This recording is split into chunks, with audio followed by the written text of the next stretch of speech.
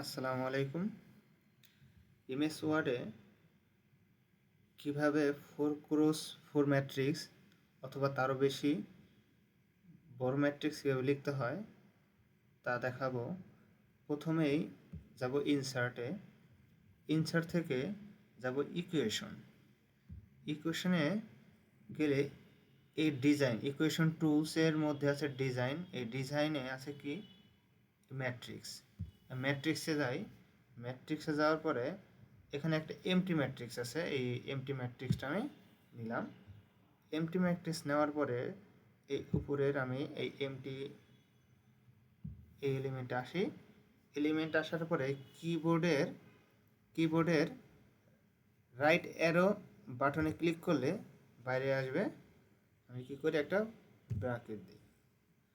তারপরে এইখানে আসার পরে কিবোর্ডের লেফট অ্যারো বাটনে ক্লিক করলে আমার এই যে বারটা এখানে চলে আসবে। তারপরে একটা ব্র্যাকেট দেওয়ার পরে আমি স্পেস ক্লিক করলে আমার ম্যাট্রিক্সটা এরকম হবে। এটা 3x3 ম্যাট্রিক্স। আমি এখন 3x3 ম্যাট্রিক্স 4x4 ম্যাট্রিক্স অথবা তারও বেশি কীভাবে তৈরি করব, এখানে রাখার পরে আমি রাইট বাটনে ক্লিক করার পরে এখানে ইনসার্ট অপশন আসবে। ইনসার্টে গিয়ে এখানে আছে কি insert row before, insert row after, insert column before, insert column after. এখন আমার যা প্রয়োজন সেই অনুযায়ী আমি এখানে নিই।